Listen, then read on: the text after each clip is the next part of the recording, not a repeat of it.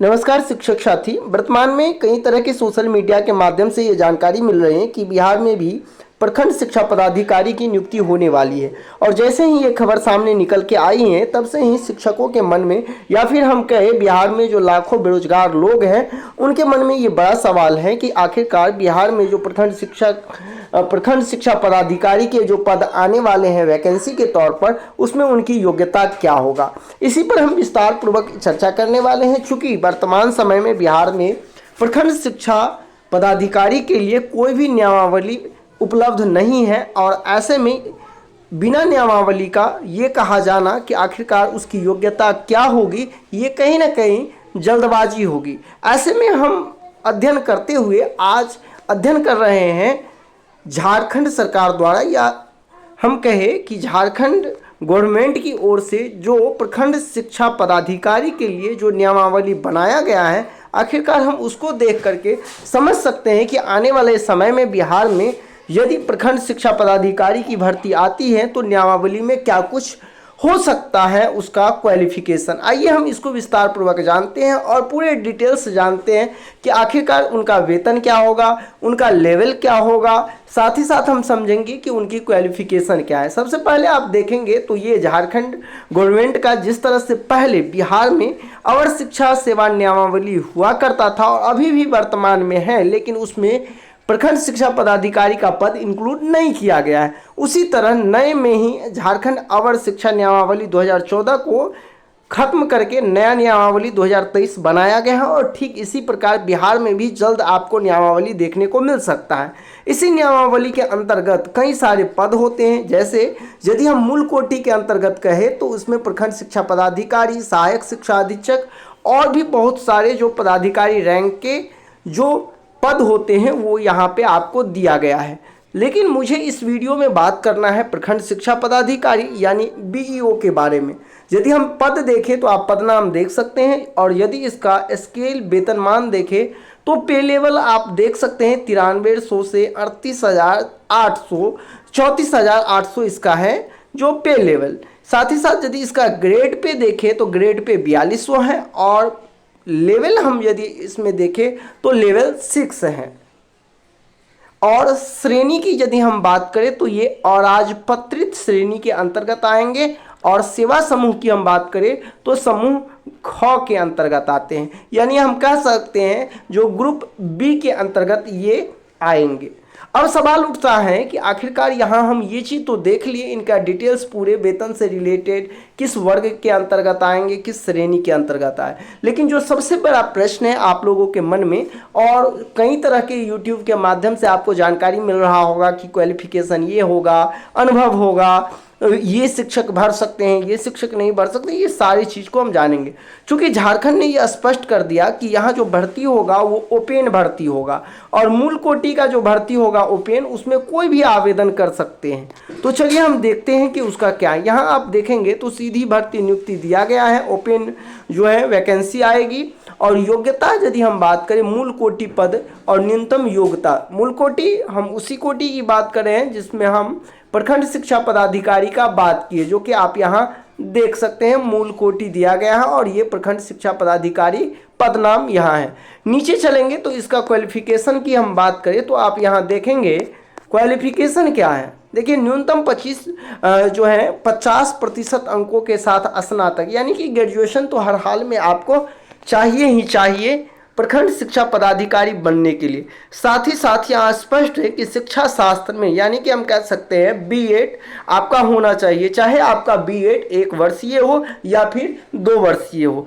साथ ही साथ अथवा में देखेंगे तो और भी क्या है, यदि आपका स्नातक में 45% अंकों के साथ, या फिर हम कह सकते हैं उसमें भी बीएड होना ही चाहिए। यानी एक बात तो अभी तक ये क्लियर है कि ग्रेजुएशन होना अनिवार्य है और साथ ही साथ बीएड होना भी अनिवार्य है। ऐसे में अब और भी देखना है, आप देख सकते हैं अथवा लगाया गया है और बहुत सारे क्वालिफिकेशन।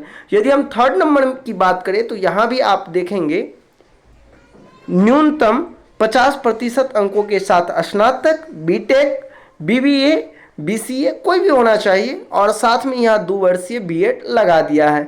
यानी कि ग्रेजुएशन के इक्विवेलेंट, उसके समतुल्य कोई भी जो आपके पास डिग्री है वो चलेंगे, लेकिन साथ में आपके पास बीएड होना अनिवार्य है। हम जहाँ जहाँ भी गौर कर रहे हैं तो एक चीज़ देख रहे हैं सेम है कि बीएड आपका होना अनिवार्य है। यानी कि झारखंड में जो अभी बीईओ की भर्ती प्रक्रिया आने वाली है या फिर हम कहें जो होने वाली है, उसमें ये स्पष्ट है कि उनके पास ग्रेजुएशन प्लस बीएड का डिग्री होना अनिवार्य है। अब सवाल उठता है कि क्या बिहार में डीएलएड को लिया जाएगा या नहीं, तो ये सोचने की बात है और कुछ पिछले के दिनों में जाना है। देखिए बिहार में एक चीज़ अलग है और वो कि चूंकि पहले की हम बात करें तो पहले से ही जो बीईओ का पद है वो प्राथमिक शिक्षा सेवा संघ के अंतर्गत आता है। यानी कि जो अवर शिक्षा सेवा संवर्ग बनाया गया था उसमें भी एक जो शाखा बनाया गया था वह शाखा था प्राथमिक शाखा। यानी कि जब अवर शिक्षा सेवा संवर्ग का निर्माण हुआ था तो उसमें दो तरह के शाखा बनाए गए थे, माध्यमिक शाखा और दूसरा प्राथमिक शाखा। तो जो प्राथमिक शाखा था उसके अंतर्गत प्रमोशन के बाद, यानी जो प्राथमिक शिक्षक बनते थे उसके बाद प्रधानाध्यापक, उसके बाद बीओ, यानी कि प्रमोशन के बाद जो है बीओ बना जाता था। लेकिन चूंकि अब ओपन वैकेंसी की बात की जा रही है, ओपन का तात्पर्य आप लोग ये सोच लेते हैं कि डायरेक्टली परीक्षा होगा और उसमें कोई भी कैंडिडेट जो है फॉर्म भर सकते हैं। लेकिन झारखंड में तो ठीक उसी प्रकार है, यहाँ किसी भी तरह की ये वैधता नहीं है कि शिक्षक ही आवेदन कर सकते हैं। लेकिन बिहार की जहाँ तक की बात हम करें तो बिहार में पहले से ऐसा प्रावधान है कि जो शिक्षक है उसी को प्रमोशन के आधार पर उसे बीईओ बनाया जाता था। और जो आपको पता भी होगा जो बुनियादी विद्यालय के प्रधानाध्यापक होते थे उसे ही प्रमोशन करके जो है वो बीईओ का पद दिया जाता था। लेकिन अब वर्तमान समय में यह मांग चल रही है या हम कहें सरकार इस पर सोच रहे हैं कि क्यों ना इसे ओपन परीक्षा के आधार पर बीईओ का पद सृजित किया जाए। और आपको लगभग पता होगा कि लगभग 400 के आसपास बीईओ का पद बिहार में खाली है। और यदि हम ऑथेंटिक की बात करें, जिस तरह से न्यूज पेपर की हम बात करें तो लगभग 250 के आसपास बात की जा रही है कि और ये 2-3 वर्ष पहले का न्यूज है जो लगभग 250 बीओ का पद खाली है। लेकिन अभी तक यदि हम देखा जाए तो अब लगभग 400 के आसपास बीओ का पद खाली हो चुका होगा।